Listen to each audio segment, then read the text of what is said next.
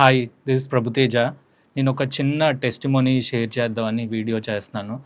మా మావయ్య హార్ట్ ప్రాబ్లమ్‌తో చాలా ఇబ్బంది పడతా, బాధపడుతా ఉన్నారు. అయితే ఆయనకి కొంతకాలంగా చెస్ట్ పెయిన్ రావడం, అదేవిధంగా ఆయనకి ఆయాసం వస్తుంది.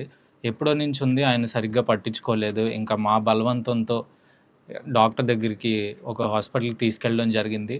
తీసుకెళ్ళినప్పుడు వాళ్ళు ఎకో అలాగే యాంజియో చేసిన తర్వాత ఆయన పరిస్థితి ఏం బాలేదు. ఒక 90% ఆయనకి బ్లాకేజ్ ఉంది కొరనరీ ఆర్టరీలో అని జెప్పి ఈవెన్ స్టెంట్ పెర్ఫార్మ్ చేసినా గూడా ఒక 50% ఛాన్సే ఉంది. అది గూడా చెప్పలేము అసలు.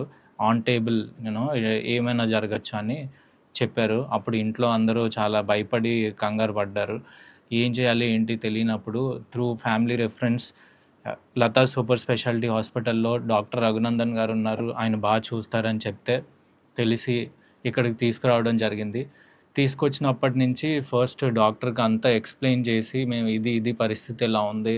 ఆహ్, కొంచెం భయంగా ఉంది అందరికి అని చెప్పినప్పుడు, ఆయన ఫస్ట్ పేషెంట్స్‌ని, అటెండర్స్‌ని అందరిని చాలా కామ్ చేసి, మీరేం కంగారు పడొద్దు.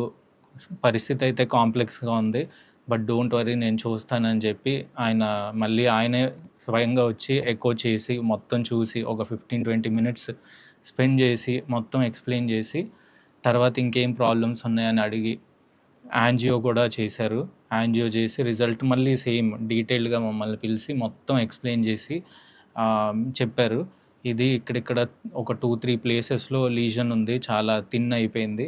అక్కడ మనం ఒక్క ఒక్క ప్లాన్‌తో ఎళ్ళలేము. సమ్‌టైమ్స్ అది వర్కౌట్ అవ్వకపోవచ్చు. It's very complex.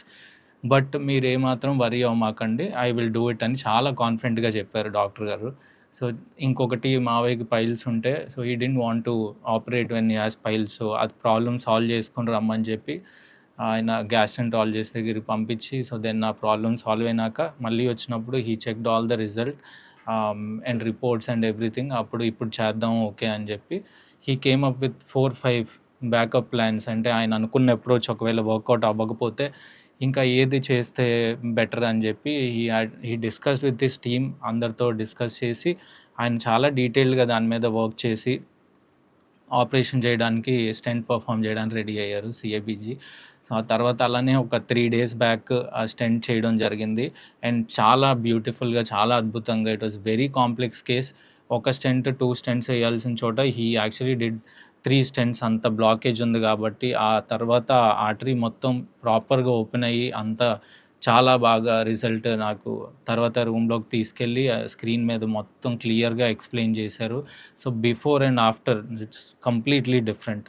సో, ఆయన అట్లా డెబ్ గూడా ఏసి చేద్దామని, ఇంకా వేరే వేరే బ్యాకప్ ప్లాన్స్ అన్నీ పెట్టుకొని వెరీ స్ట్రక్చర్డ్‌లీ విత్ సో మచ్ డీటెయిల్ ఆయన అంత వర్క్ చేసి, ఆయన వర్క్ చేయడమే కాకుండా మాకు అంత డీటెయిల్డ్‌గా మాకు తెలీదు కాబట్టి మాకు ఎక్స్‌ప్లెయిన్ చేసి విత్ సో మచ్ పేషెన్స్.